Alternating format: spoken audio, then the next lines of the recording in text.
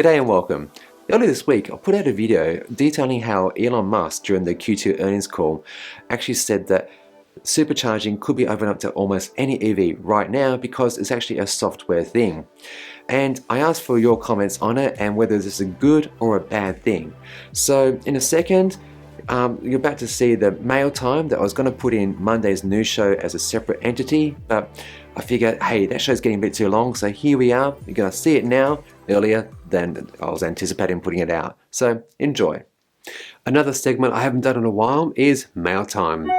Last week I posted a story on how Tesla could open up their supercharging network now, and I asked for viewer comments, and boy, did you bring them. If you don't want to see the video here now, here's Elon's own words from the Q2 Tesla earnings call.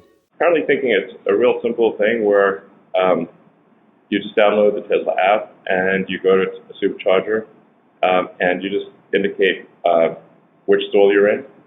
So you plug in your car, even if it's not a Tesla, and then you just access the app and say, turn on the stall that I'm in for how much electricity. And this should basically work with, I think, almost any manufacturer's cars. There will be a time constraint. So if the charge rate is super slow, then somebody will be charged more because the biggest constraint at the superchargers is time. How occupied is the stall. And we'll also be smarter with how we charge for electricity at the superchargers. So, rush hour charging will be more expensive than off-hours charging because there are times when the superchargers are empty and times when they're jam-packed. And so it makes sense to have some time-based discrimination. Yeah, we've been doing that and it's been working and people respond. It helps with utilization. Yeah, exactly. Yeah, I think we're in Europe and China and most parts of the world, it's the same connector for everyone. So this is a fairly easy thing to do. Developed our own connector, which in my opinion is actually the best connector. It's small and light, looks good, standard. So we developed our own connector, which in my opinion is actually the best connector. It's small and light, looks good. So an adapter is needed to work for EVs in North America, but people could buy this adapter, and we anticipate having it available at the superchargers as well, if people don't sort of steal them or something. My 2 cents, this will be great for everyone because Tesla can generate a lot more income from supercharging by charging a premium to non-Tesla owners. That in turn will mean that the superchargers can be installed, which will address some areas that currently have high demand or lack of supply. See the previous story on Western Australia. And I'm just thinking, the Richmond supercharger in Victoria is almost always full. So it'd be great to offer up either more superchargers or in more locations, and perhaps both. Plus, I think it's really smart that Tesla do this charging system, like the money that is, on a time basis, because those with extremely slow EVs won't want to suffer the financial penalty for filling up at a higher dollar amount. So here are some of your comments. Lynn Williams wrote, "Thanks Chris, great point on non-US rollout first being the most logical option. Will be another big step along the EV take-up road if charging infrastructure for all could be instantly boosted by Tesla's network." Then this by Andrew Munro, "I would definitely use it here in Australia." And along the same lines, H2 Rider wrote, "It will be a positive to gain access, however I don't think it will be used as much as Tesla fans think. In areas with limited chargers, I had to wait for a Tesla to finish at a NRMA charger."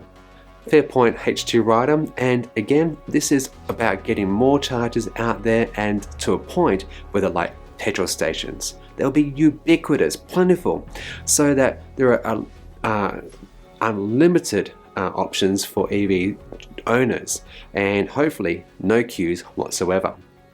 But then there was this counter by Richard Bowen. I'm so very disappointed with this decision to open up the Tesla car charging to everyone. In Australia, we do not have a very good third-party structure like the USA and Europe that can have 20 and 30 Tesla car chargers and then 20 or 30 third-party car chargers all in the same place. I had several reasons why I chose a Tesla Model 3 that was at a premium price in Australia. One of the main reasons was that the Tesla car charging network that was already put in before other car charging companies.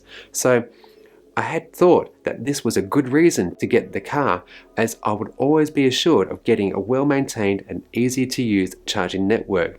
But now, due to the lack of decent third-party charging, I will not get this service from Tesla anymore, and most likely in the future will have longer and longer wait times as others use the Tesla network. It is interesting to note, not one other car company in the world has tried to put their own network in, but would rather have other companies build out car charging networks that they want to do a deal with and get to use as cheap as possible. They all want to make money, but don't want to invest in infrastructure. Not sure I would want another Tesla. I feel I've been cheated. All fair points, Richard, and whenever people ask me for EV recommendations, I always point out that Tesla has the best charging infrastructure that no other car company does. And Tesla can use this, I hope, to persuade buyers to the brand by getting people to actually experience the app. They download it, they set up an account, they pay a premium for using it. I wonder then how many non-Tesla owners will consider changing their EV to a Tesla once they experience what I say is arguably one of the best EV companies in the world. Well, I hope you enjoyed that, and please do keep the comments coming. All the content I put out, always do check on the comments. I don't always reply to everybody, but I do check on them, and I do take any feedback on board. So thank you, do keep it coming. Whilst you're down there, consider subscribing. Free. If you want to see more content like this, early access to news, polls, and behind the scenes, please consider joining me over here on Patreon, where you get all this and a lot more from as little as $2.50 per month. That's like 60 cents per week. And as per usual, you be good and you be great.